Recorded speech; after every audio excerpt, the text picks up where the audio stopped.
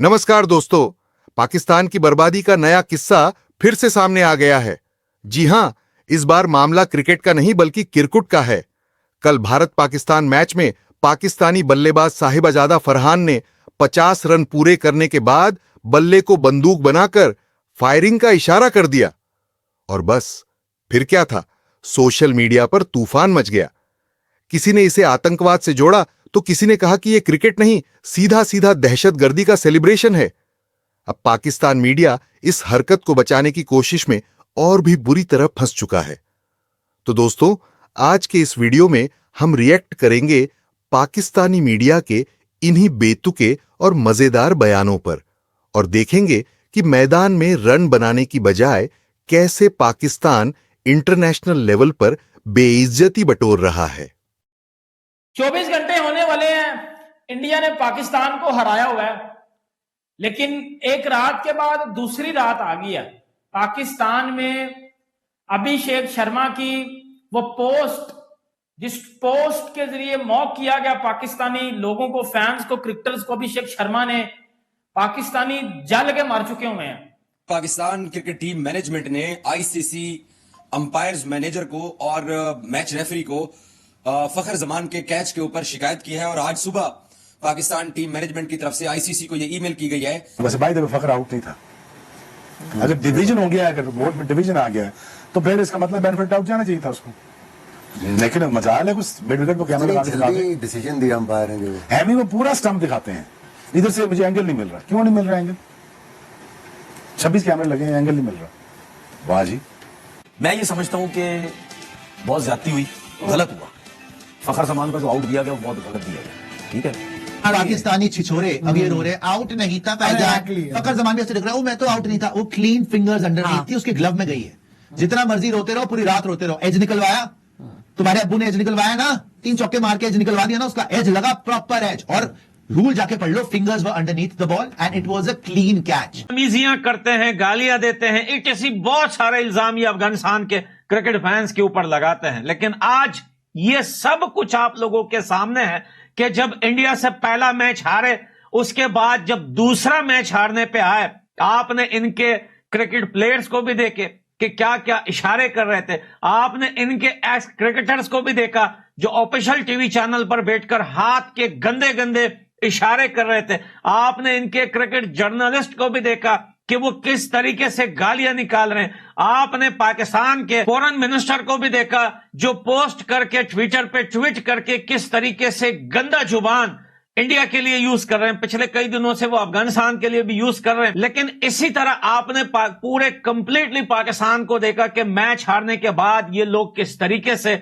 बेबाक हो गए और किस तरीके से इनका पट्टा खुल गया, जैसे किसी सुअर का पट्टा खुल जाता है, वो कैसे कीचड़ में जाके खुद को डाल देता है। उसी तरह पाकिस्तान के छोटे से लेकर बड़े तक सब के सब जो है सिर्फ गालियां, गंदे शब्द, इशारेबाजियां, यही कुछ ही नहीं बल्कि मैच खत्म होने के बाद दुबई इंटरनेशनल स्टेडियम के बाहर पाकिस्तानियों ने इंडियन क्रिकेट फैंस पर हमला भी किया है। 172 टारगेट देकर भी इंडिया से एक बहुत ही बुरी हार हम लोगों ने दोबारा से ले ली है। यार मतलब क्या हार ले ली है, क्या चीज ले ली है। आवाज खत्म हो गई, करियर खत्म हो गया, हम पिट के पागल हो गए अभिषेक शर्मा से। तो भाई इस बंदे ने किया क्या है यार? ये बहुत तुम फैन बनती हो ना अभिषेक शर्मा की, अब तुम बताओ कि इसने क्या किया है भाई हमारे साथ। अभिषेक भी और शुभमन भी, और अभिषेक और शुभमन का जो कॉम्बो चला है ना स्टार्ट में, मतलब उन्होंने जो शुभमन गिल ठीक है, नो डाउट उसने भी अच्छा खेला, लेकिन अभिषेक शर्मा ने करियर खत्म कर दिया यार। हारिस रऊफ शाहीन को तो भाई, शाहीन को तो उसने बंदी बनाया हुआ है अपना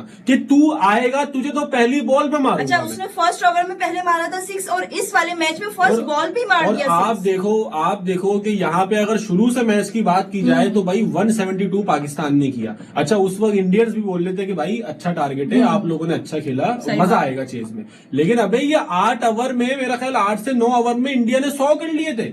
तो हमने बोला ये 100 कम हुए। अबे मैं तो यकीन करो खाली पानी पी के आया हूं। मैंने बोला पावर प्ले में एक आध विकेट तो आ गई होगी। भाई 50 रन क्रॉस है, ऐसी की तैसी कर रहे हैं। वो शुभमन गिल अपनी क्लास दिखा रहा है, ये वाले चौके, ये वाले चौके। अभिषेक शर्मा आजा भाई, शाहीन तू आजा, आजा भाई रऊफ तू आजा, आजा भाई अबरार तू आजा। तो किसी को नहीं बख्श। ऐसी की तैसी कर दी यार। मतलब अब अच्छा, अब ये लोग बात करेंगे भाई क्यों हारे मैच और क्या हुआ आज तो टारगेट, मैं बताता हूँ क्यों हारे मैच। मैं तुम्हें लेकिन एक बात इंक्लूड कर दूं कि सलमान अली आगा ने आफ्टर प्रेस कॉन्फ्रेंस जो बोलते हैं उसमें कहा है कि भाई हम 180 बना लेते हैं। कुछ भी बना लेते, वो आप 180 बनाते, वो 180 के माइंडसेट से खेलते, और कितने बनाते, 180 बनाते, तो 172 तो था। 174 पे फिनिश किया इंडिया ने, लास्ट चौका मारा है सर, और 7 बॉलें बाकी भी थी, तो 7 बॉलों में 6 रन नहीं बन सकते थे क्या? दिमाग में चल नहीं रही वाली सरकार, बात।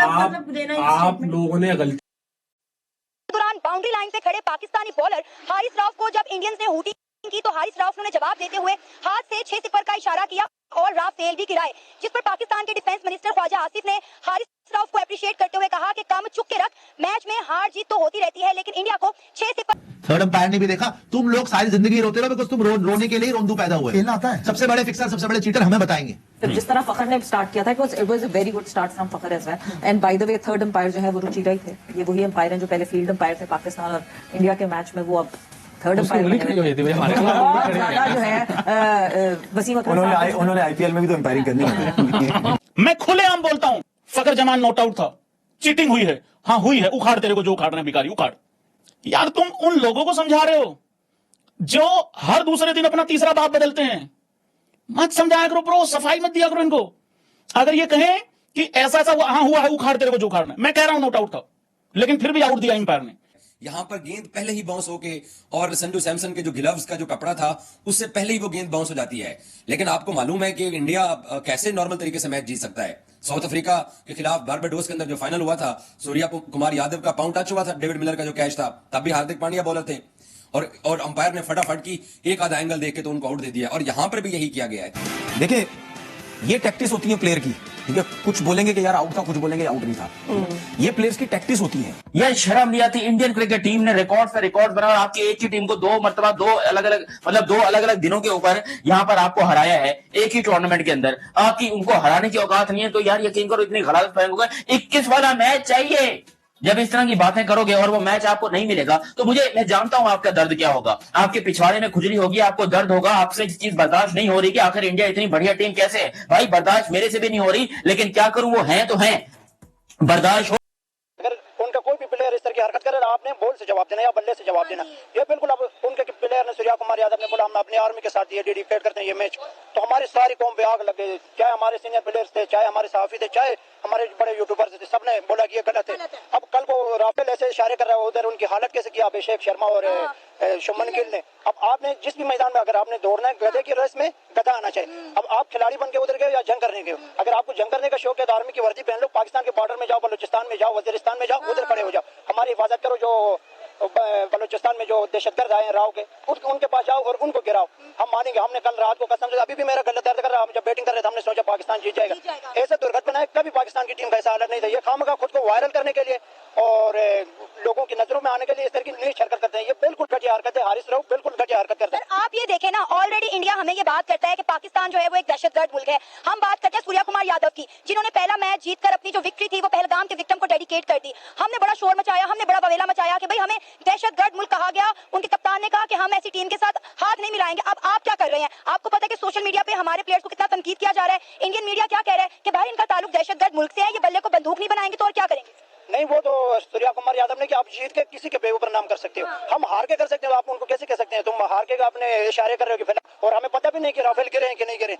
क्रिकेट इधर उधर सही है, ये इंडियन नहीं जाते हैं, ये अपने मुल्क से खेलते हैं, आईपीएल खेलते हैं। बीच में जितना टाइम होता है ना, इनके जो मसले होते हैं ना उनको तैयार करते हैं और प्रिपेयर करते हैं। और शार्प है ना वो, अपने मुल्क का पहले सोचते हैं। बिल्कुल, मैं वो यही कह रहा हूँ ना कि पीसीबी को ये भी चाहिए, ये एक रिक्वेस्ट है मेरी मोहसिन नकवी साहब से कि भाई अगर आप चाहते हैं कि हमारी टीम दुनिया को डोमिनेट करे तो आप इनको कंपनसेट कर दें, पैसा लगाएं इनके ऊपर, इन प्लेयरों को दें पैसा, क्योंकि इन्हीं की वजह से आज ये सारा जो मेला लगा हुआ है, हम बैठे हुए बोल रहे हैं, चेयरमैन साहब की वाह है, किसी की वाह हो रही है, कि टीम की वजह से है।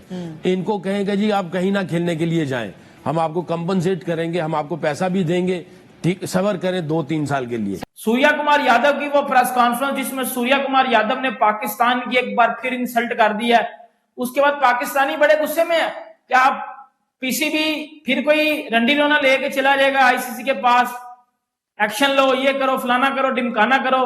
लेकिन भाइयों, अभिषेक शर्मा और सूर्या कुमार यादव ने पाकिस्तान को वो कहता है ना कि डिस्ट्रॉय इन सेकंड्स, वो वाली चीज कर दिया।